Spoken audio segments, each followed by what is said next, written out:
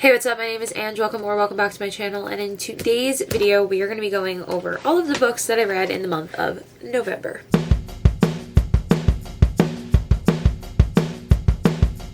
Starting off, let's do coffee of the video. I have a iced sugar cookie almond milk latte with the sugar cookie cold foam inside of my Java sock. I love Java sock.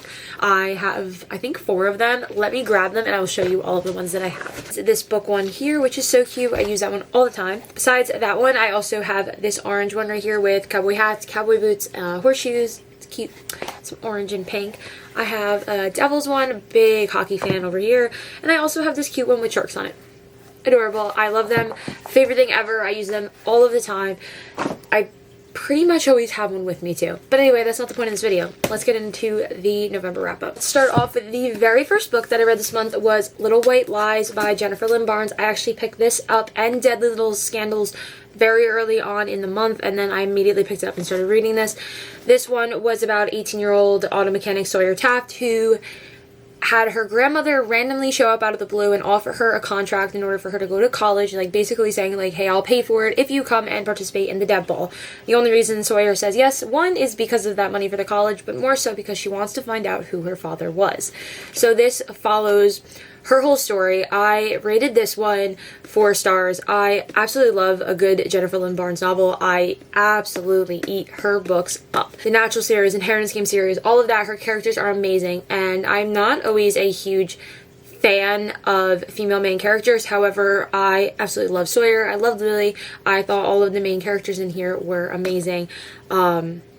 There's a lot going on in this book because you're following kind of multiple plot lines with like what happened back in the day, but also what's going on now. So it has kind of flashbacks like 14 weeks before, I think it, yeah. So it goes April 15th to what current, so it's like 13 weeks prior. So you're kind of going back and forth. You know what the end of the book is without really knowing what the end of the book is.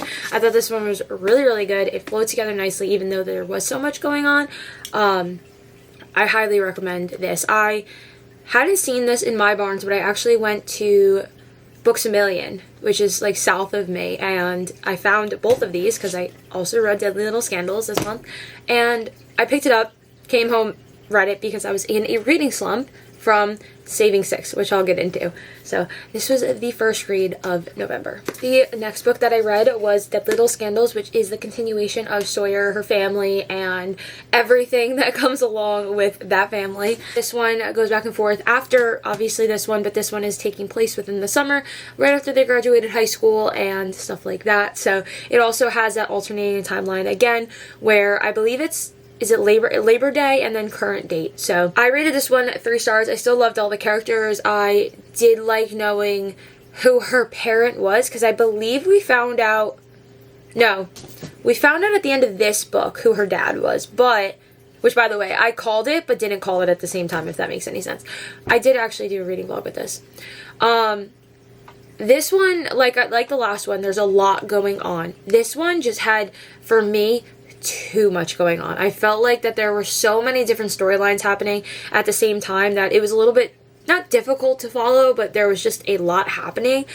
Due to the amount of stuff that was happening in this book, I feel like it could have been split into 2 books. I feel like I need a map on who belongs to who with what parents, and this one's half sibling and this one's this. I'm kind of still confused on who everybody actually is related to each other. I think that there were points where a character needed to be, if you read this, you kind of might know what I'm talking about, where a character needed to be related to somebody, but then that whole plot line kind of like just fell off the face of the earth. So I feel like I didn't love this one as much as I loved the first one. So this one was only a 3 stars, but together they were really good. I think that there was just a lot going on in this book, or the size of this book. I think if it was longer and things took longer, if that makes sense, that I would have rated it higher or thought differently of it. By no means was it bad. I just didn't love it. The next book that I read was Good Husbands by Kate Ray. This was our book club read for the month of November. This one is about 3 wives and 1 letter, an explosive secret that will change everything. We have 3 wives here. It's Jessica, Stephanie, and Priyanka. They're all complete strangers. They do not know each other. However, they all receive the same letter stating that their husbands, I don't remember how many years ago, 2 decades prior had committed a crime, and the person that's sending the letter kind of wants justice for this, or at least wants them to know about it. So then all 3 women get together and they deal with what their husbands were accused of. You'll see all of our full thoughts and feelings in our book club read video. Whenever we do that, we just gotta get together and film that. So I thought I'll give you the shortened version of this. I rated this one 3 stars. I think it's really different from what I have normally been reading or what we've been reading as a book club. I liked it. I didn't love it. I'm a little confused at the end. I do have a favorite female character in this, like one of the wives. I absolutely loved Priyanka. If I had to rate them, I'll tell you it's Priyanka, Stephanie, and then Jess. And I just didn't, I don't know what it was. I feel like it's incomplete, but I also understand why it maybe would be incomplete. Does that make any sense at all? I don't think it does. In my brain, that's processing correctly. However, I just don't, I wanted more. I want justice for these people, and I feel like we didn't get it. And for that reason, I didn't love it completely. But at the same time, they did get that. So I don't know how to really truly feel about this. I think I have to sort my feelings and my thoughts out with my friends. So tune into that video if you are curious on what we thought about this. If you've read this, let me know what you think, because I just feel like I am a person who needs those endings where it's done. Like, justice was served. To me, justice didn't feel served. And if I didn't mention this, I rated it 3 stars. I don't know if I even mentioned that within that review. Drum roll, please. I read Saving 6 and Redeeming 6. I read this book in 2 days, but we're going to get there. Let's start off with Saving 6. A few months ago, I had read Binding and Keeping 13. Chloe Walsh. She wrote the Boys of Toman series. I started off the month of, I started it actually in mid-October. I started reading Saving 6. I could not get past the 10% mark. Couldn't do it. Don't know what it was. For the life of me, couldn't do it. So that's when I picked up the Little White Lies and Deadly Little Scandals books. Read those immediately, so quick. Then I forced myself to go back to Saving 6. Was absolutely loving it. Read Good Husbands. Then continued on and finished this. This one is about Joey Lynch. He is Shannon Lynch's older brother. He is the second of the, I believe that there's Tag, Ollie, Sean, Darren, Shannon, 6 Lynch kids. Him and his girlfriend, Aoife. Is it Aoife? I believe it's Aoife. If I'm pronouncing that wrong, I highly apologize. I can't talk. If you're new to this channel, I don't know how to pronounce anybody's name ever. So this Saving 6 actually takes place right before, not even right before, it's like years before Binding 13, and then the very end is right when Binding 13 begins. Then Redeeming 6 is all throughout Binding and Keeping 13. So that was interesting to say.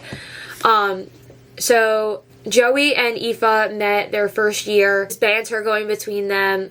I really, really loved them. I loved Aoife. She is a great female main character. Like, I wouldn't mess with her, but like, I want to be her friend. Joey actually works for Aoife's dad, Tony, in a garage, so families know each other. They kind of like are forced together, but not forced to be together. It's just like they keep being in the same places at the same time, and they go to school together, and it's like, okay, go walk my daughter home, and Joey's like, I don't want to walk your daughter home, and Aoife's like, come on, Joey, let's go.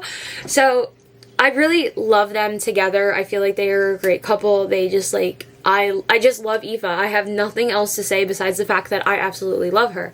So Saving 6 was a 5-star read. Even though it took me so long to get past that 10% mark, I absolutely love this book. I love these characters. I love this series. I love this world. I don't know what else to say without spoiling the story. If you haven't read Saving 6, Redeeming 6, the Boys of Toman series, if you have not read anything from Chloe Walsh, you have not read this series, please go and read it so that we can talk about it, because now I am on Boys of Toman TikTok. I love it. Next, I read Redeeming 6. This book absolutely shattered me. Shattered me so much, I made a TikTok about it. I'm trying to get more into TikTok lately, but I made a TikTok about how I was 250 pages in this book, and my heart was absolutely breaking. I had a hockey game to go to on Saturday, and I sat in bed all day, read the book until it was time to leave, because I was like, I can't not finish this book today. I need to know what happens. I had a whole plan. Like, if in between periods, like, if I don't finish this book right now, like, I'm gonna be reading there. I'm gonna bring my Kindle, or I'm gonna read it on my phone, and we're going to read there. Be that person. Redeeming 6 is obviously taking place right after Saving 6, and it's just a continuation of Joey and Aoife. At the very end of this book, Joey makes a decision, and there are some things that happen between him and Aoife, and this is them rekindling, getting back together. I feel like that's not a spoiler. If it's a spoiler, I apologize. I loved the crossover in between Saving, Redeeming 6, and then Binding and Keeping 13. Like, seeing things that we saw from Shannon and Johnny's point of views, being able to see it, like, from Joey's point of view, I thought that they were so interesting. That was probably some of my just focus on this book moments, being able to see it from a different perspective, but it's the same scene. This book was also a 5-star read. I ate this one up. I read it, like I said, probably within only like 2 days. I loved it. I love the characters. There's not much more that I can say about how much that I love these books, and I love the series and this world and everything else in between. I really am hoping to get Taming 7 done soon, so that I can finish out the year with what is left of what's published.